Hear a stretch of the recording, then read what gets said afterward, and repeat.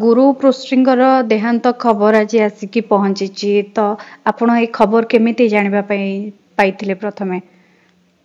କାଲି ଯେତେବେଳେ ମୁଁ ବ୍ରହ୍ମପୁର ଯାଉଥାଏ ମତେ ରାସ୍ତାରେ ଫୋନ ଟା ଆସିଲା। ସତ୍ୟ ମତେ ଫୋନ କରି କହିଲା ତାହେଲେ ଜଣେ କଲିଗ ସେଇ ଫିଲ୍ମର ଭୁବନରେ ଅଭିନୟ କରେ ଆର୍ଟିଷ୍ଟ ଜଣେ ସେ ମତେ କଲ୍ କରି ଜଣେଇଲା ଯେ ସାର୍ ଆପଣ ଶୁଭିଲେଣି କି ହାଲକା ଆଖି ଲାଗି ଯାଇଥାଏ ଗାଡିରେ ଶୋଇଥାଏ। କହିଲି କଣ କଥା ନା ଗୁରୁ ଆଉ ନାହିଁ। ହାତରୁ ଫୋନ ଟା ଖସି ପଡିଲା। ଗୋଟେ ଯାକ ମୁଁ ଅସ୍ଥିର। ପୁଣି ଆଉ ଥରେ କଲ୍ କଲି ସତ୍ୟକୁ ମୁଁ କହିଲି, କଣ ତୁ କହୁଛୁ? ନା ହଁ ସାର୍ ସେ ଏମିତି ସେଠି ସ୍ପଟ ଡେଥ୍ ହେଇଯାଇଛି। ଡେଡ୍ ବଡିକୁ ଆଣୁଛନ୍ତି ବଡିକୁ ହସ୍ପିଟାଲକୁ। ତାଙ୍କ ଘରେ କଣ ଖବର ଦିଆଗଲାଣି କି ନାହିଁ? ନା ହଁ ଘରୁ ପଠା ହଉଛି ସୁମନ୍ତ ଭାଇକୁ ଯିବେ ଆଣିବା ପାଇଁ। ଏସବୁ କଥା ଶୁଣିକିରି ବିଶ୍ୱାସ ଲାଗିଲା ମିଛ କଥାଟା ଲାଗିଲା ଭଳିଆ। ମୁଁ ବି ରାସ୍ତାରେ ଗାଡି ଟ୍ରାଭେଲ କରୁଥାଏ। ଆଜ୍ଞା ସାର୍ କେମିତି ଆପଣ ସେ ତାଙ୍କର ତ ହାସ୍ୟ ଅଭିନେତାକୁ ଆମେ ବହୁତ ଭଲ ଭାବରେ ଜାଣିଛୁ, ବହୁତ ଭଲ ମନୋରଞ୍ଜନ କରନ୍ତି ତାଙ୍କ ଅଭିନୟ ମାଧ୍ୟମରେ। ଆପଣ ତାଙ୍କ ଅଭିନୟକୁ କେମିତି ଦେଖନ୍ତି? ଦର୍ଶକ ମାନଙ୍କ ପାଇଁ ସେ ହାସ୍ୟ ଅଭିନେତା ଥିଲା। ସିଏ ମୋ ପାଇଁ ମୋ ପାଖରେ ମୋ ପରିବାରର ସଦସ୍ୟ ଥିଲା। ଯେତେବେଳେ ସେ ଅଭିନୟ ଦୁନିଆକୁ ଆସିନଥିଲା ସେତେବେଳେ ପ୍ରଥମ କରିକି ମୋର ଜଣେ ବନ୍ଧୁ ସୁନୀଲ ସୁଟିଂ ସେଟକୁ ତାକୁ ନେଇକି ଆସିଲେ। ଇଏ ଆକ୍ଟିଂ କରିବ ବୋଲି ଲାଗିଛି, ଅଭିନୟ କରିବ, କିଛି ଗୋଟେ ତାକୁ କରେଇଦବ। ତା ପରଠୁ ମୁଁ ଖାଲି ସବୁଦିନ ତାପରେ ବିରକ୍ତ ହେଇଗଲି। ଆରେ ବାବୁ କଣ ଗୋଟେ କାମ କର ଆଗେ, ତାପରେ କାମ କଥା ଚିନ୍ତା କର, ତାପରେ ଯାଇକି ଏଠି ସୁଟିଂ ଫୁଟିଂ କଥା ଦେଖିବା। ଡେଲିଭରି ବୟ ହିସାବରେ ଗୋଟେ କାମ ଆରମ୍ଭ କରିଥିଲେ। ଯାହା ବି ହଉ ତା ଡ୍ୟୁଟି ସରେ 5ଟା ବେଳେ, 5ଟା ବେଳେ ସାରିଲା ମାତ୍ରେ ହିଁ ସେ ଆସିକି ପହଞ୍ଚିଯିବ ସୁଟିଂ ସେଟରେ। ସବୁବେଳେ ଜିଦି କରିକି ମୁଁ ଏଇ ଆକ୍ଟିଂ ଟା କରିଥାନ୍ତି, ମତେ ଗୋଟେ ରୋଲ ଦିଅ। ଯାତ୍ରା ନିଶା ଯଦି ମୋ ଭିତରେ କିଏ ପୁରେଇ ଦେଇଥାଏ, ସେଇ ଯୋଉ ବନ୍ଧୁ ମୋ ସୁନୀଲକୁ ନେଇକିରି ବୁଲିଲା ଯାତ୍ରା କରିବା ଯାତ୍ରା କରିବା।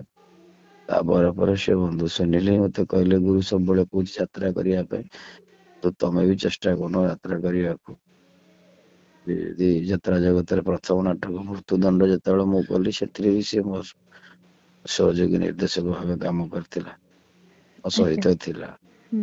ସାନ ଭାଇ ଭଳିଆ ଜିଦି କରେ, ମୋର ଏଇଟା ଦରକାର, ମୁଁ ଏଇଆ କରିବି, ତମେ ଏଇଆ କରିଲନି କାହିଁକି? ସବୁଠୁ କଳାକାର ଭିତରେ ସମସ୍ତେ ଯେତେବେଳେ ଗୁରୁ ବୋଲି ମାନନ୍ତି, ସେ ଜିଦି କରି ଭାଇ ବୋଲି ଚିତ୍କାର କରେ ମୋ ଉପରେ। ସେ ଗୋଟେ କଳାକାର। ସାର୍ ତାଙ୍କୁ ନିର୍ଦ୍ଦେଶନା ଦବା ଆପଣଙ୍କ ପାଖେ କେତେ ସହଜ ନା କଷ୍ଟସାଧ୍ୟ କେମିତି ଥିଲା? ଥିଲା ମାନେ ଏ ସମୟରେ କଣ ଭଲ କଳାକାରଟା ଥିଲା। ଆଜ୍ଞା। ମେଳାପି ଯେତିକି ଥିଲା ସେତିକି ପରିଶ୍ରମୀ ଥିଲା। ତା ହୁଁ। ଜୀବନରେ ଗୋଟେ ଅଭିନେତା ହବା ପାଇଁ ବହୁତ ସଂଘର୍ଷ କରିଛି। ଦ୍ୱିତୀୟ ନାଟକ ଗଙ୍ଗାଠୋପ ଭିତରେ ଗଙ୍ଗଶିଉଳି ମତେ ନେଇକିରି ସିଏ ସତ୍ୟବାବୁଙ୍କ ସହିତ ଚିହ୍ନା କରେଇଲା। ଅଭିନୟ ଦୁନିଆରେ ପାଦ ଦବ ବୋଲି ସେଇ ନାଟକରେ ତା ଚରିତ୍ର ବି ନିଜେ ତିଆରି କରେଇଲୁ। ତାକୁ ଅଭିନୟ କଲା ବେଳେ ତାକୁ ବହୁତ କଷ୍ଟ ହେଇଥିଲା ଅଭିନୟ କରାଇବା ପାଇଁ।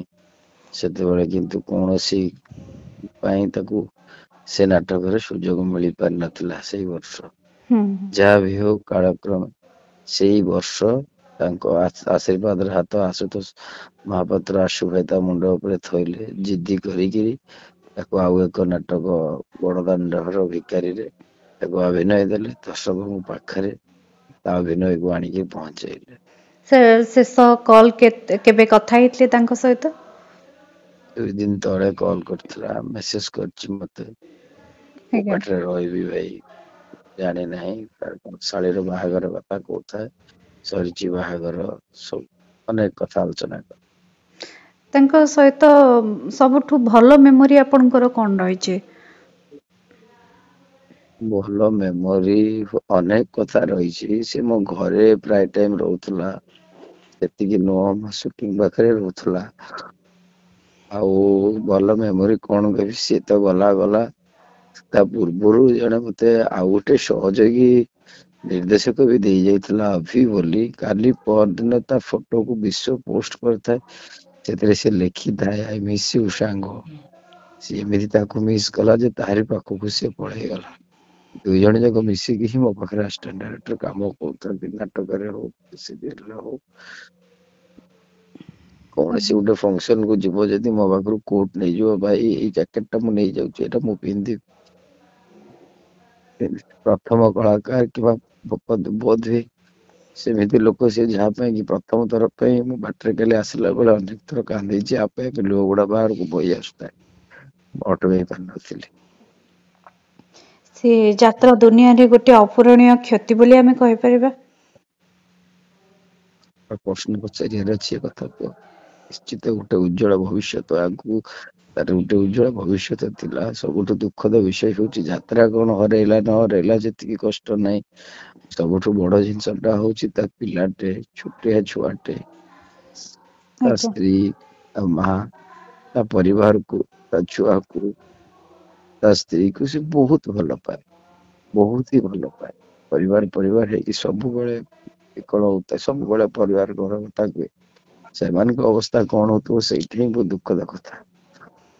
ସାର୍ ଆପଣ କିଛି ଯୋଗାଯୋଗ କରିଛନ୍ତି କି ବର୍ତ୍ତମାନ ସୁଦ୍ଧା ପରିବାର ସହିତ? ପରିବାର ସହିତ ଯୋଗାଯୋଗ କରିପାରିନି, କିନ୍ତୁ ଯୋଉ ପିଲାମାନେ ମୋର ଅଛନ୍ତି ତାଙ୍କ ସହିତ ଯୋଗାଯୋଗ କରି କଥା ହଉଛି, କଣ ହେଲା ନହେଲା, କେତେ ବାଟ କଣ, ସବୁ କଥା ବୁଝିବାକୁ ଚେଷ୍ଟା କରୁଛି ମୋ ତରଫରୁ ଯେତିକି ଯାହା ପାରୁଛି। ଆଜ୍ଞା, ନିହାତି ଭାବରେ ଆମେ ମଧ୍ୟ ଚାହିଁବୁ ତାଙ୍କ ଆତ୍ମାର ସଦ୍ଗତି କାମନା କରିବୁ। ଧନ୍ୟବାଦ ଆପଣ ଆଜି ଆମକୁ ପ୍ରତିକ୍ରିୟା ଆଜ୍ଞା। ଦେଇଥିବାରୁ।